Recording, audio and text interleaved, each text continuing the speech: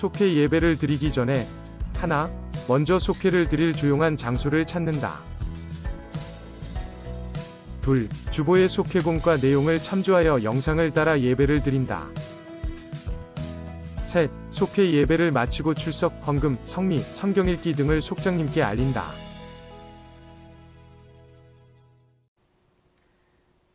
자, 조용한 기도 드림으로 금주 속회 예배를 시작하겠습니다. 여호와의 인자하심과 인생에게 행하신 기적으로 말미암아 그를 찬송하지로다.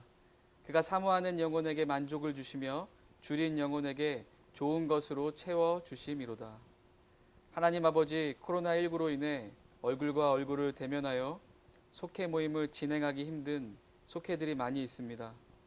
그래서 부득 이렇게 비대면 속회 예배를 준비하여 드립니다.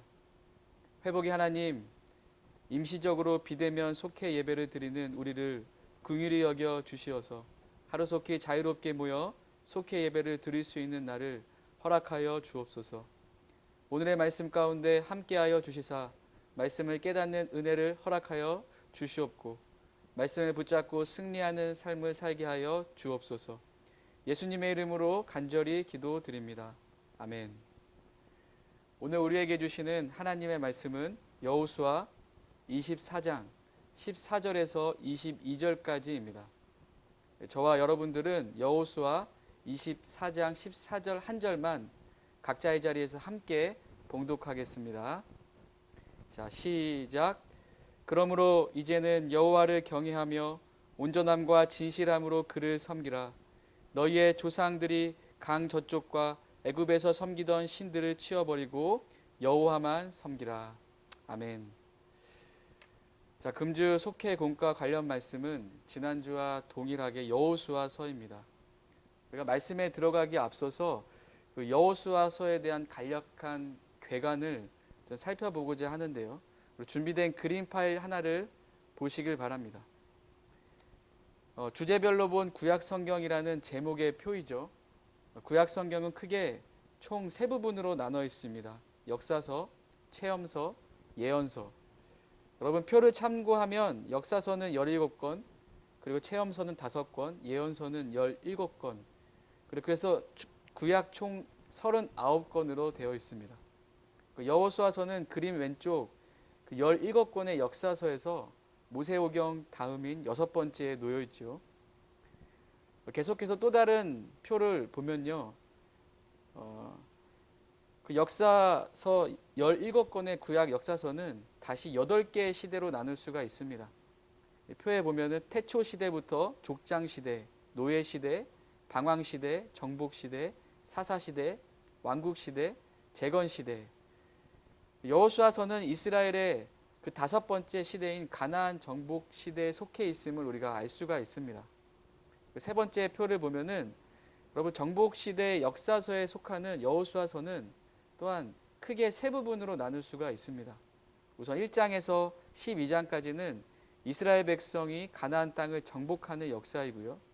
그리고 여호수아 13장에서 22장까지는 12지파가 땅을 분배받아서 신앙 공동체의 모습을 이어가는 역사입니다. 그리고 마지막으로 여호수아 23장에서 24장은 여호수아의 고별사가 이렇게 기록되어 있죠. 한 가지 사진을 보시기 바랍니다. 여호수아가 가나안 땅 정복과 분배를 사진으로 좀 표현한 그림과 같은 것인데요. 왼쪽 것이 바로 땅을 정복하는 역사의 그림이고요. 오른쪽 그림이 땅을 분배받는 역사의 그림이라 할 수가 있습니다. 또다시 땅 분배의 그림을 확대해 보면 다음과 같이 볼 수가 있는데요. 우선은 요단 동편에 2지파 반, 그리고 요단 서편에 9지파 반 해가지고 12지파로 그렇게 땅을 분배받은 것을 볼 수가 있습니다. 여러분 가나안 땅 정복과 분배 시대의 지도자는 모세가 아닌 여호수아였죠. 그 모세와 여호수아의 차이점을 굳이 찾는다면 모세는 12지파 중에 레위 지파였지만 그 여호수아는 요셉의 자손 중 하나인 에브라임 지파 소속이었습니다. 그 여호수아가 지도자로 있으면서 땅 분배의 역사를 마친 후 여호수아는 역사 속에서 사라지게 되죠. 그리고 사사들이 세워지는 사사기 역사로 이어집니다. 여호수아의 간략한 개론은 여기까지 해도 좀 괜찮을 것 같아요. 이제는 본격적으로 오늘 말씀에 들어가면요. 오늘 말씀의 시점은 가나안 정복에 성공한 그런 여호수아가 그 땅을 분배하고 나서요. 그 황혼의 시간을 맞을 때 역사입니다. 여호수아서 23장 1절의 말씀에 그렇게 기록되어 있는데요.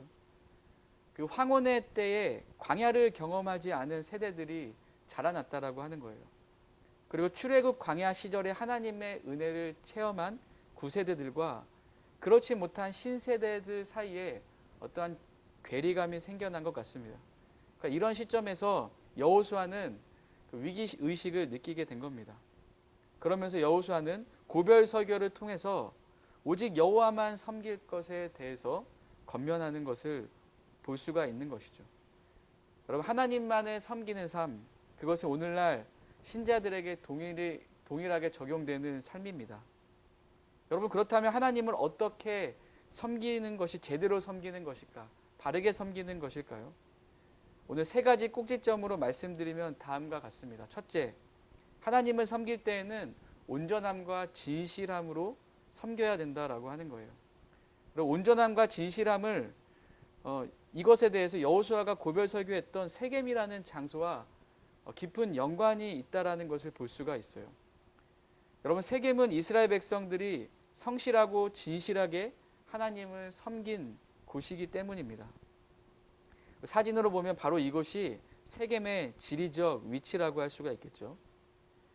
창세기 12장 7절에 보면 이 세겜에서 아브라함이 가나안에 도착했을 처음으로 하나님을 예배한 곳입니다. 창세기 35장 4절에 보면 야곱과 그 가족이 우상을 버리고 하나님 앞에서 회개한 곳이 이 세겜이에요. 여호수아서 24장 32절에 보면 일평생 하나님을 진실하게 섬겼던 요셉의 뼈가 묻힌 곳도 바로 이 장소였습니다.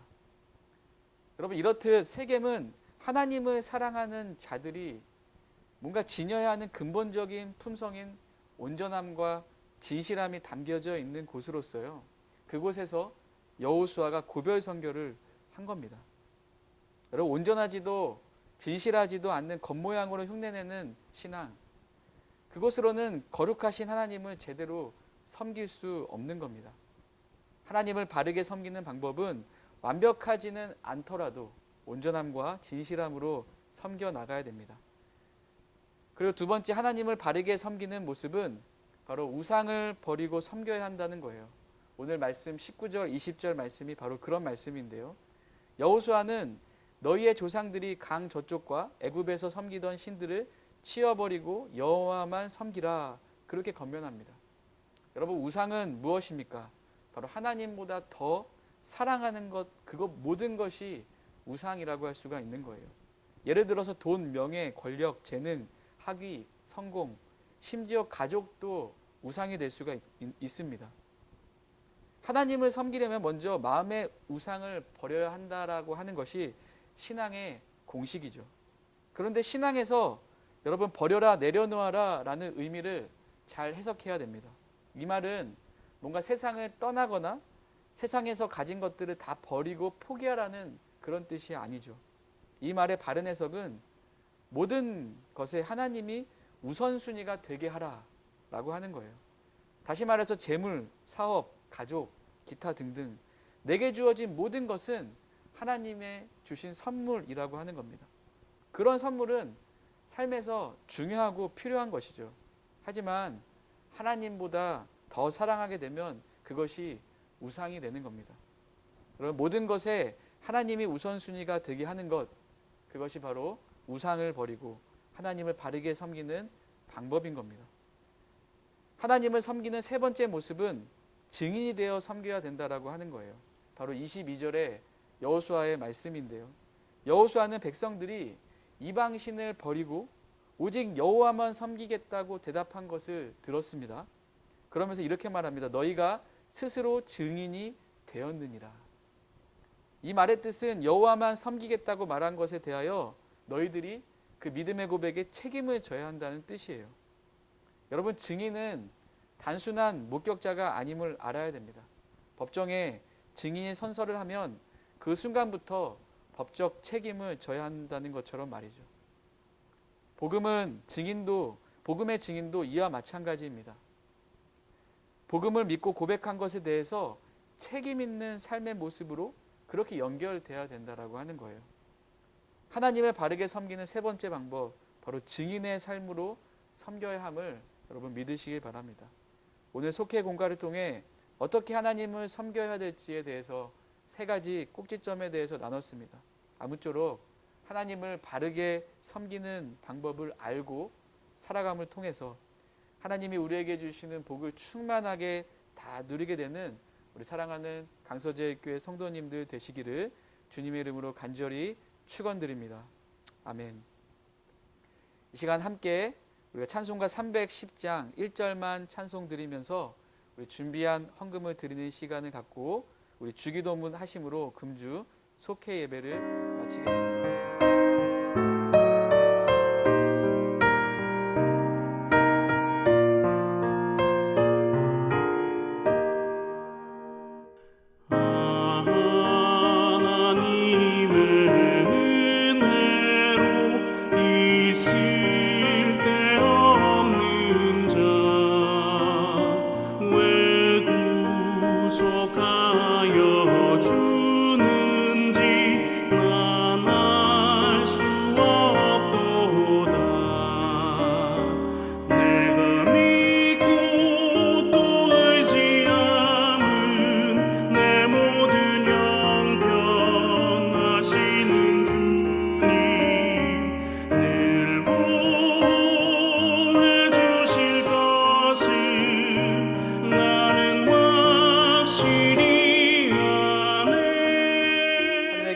우리 아버지여, 이름이 거룩히 여김을 받으시오며 나라가 임하시오며 뜻이 하늘에서 이루어진 것 같이 땅에서도 이루어지이다. 오늘 우리에게 일용할 양식을 주시옵고 우리가 우리에게 죄지은 자를 사하여 준 것 같이 우리 죄를 사하여 주시옵고 우리를 시험에 들게 하지 마시옵고 다만 악에서 구하시옵소서. 나라와 권세와 영광이 아버지께 영원히 있사옵나이다. 아멘.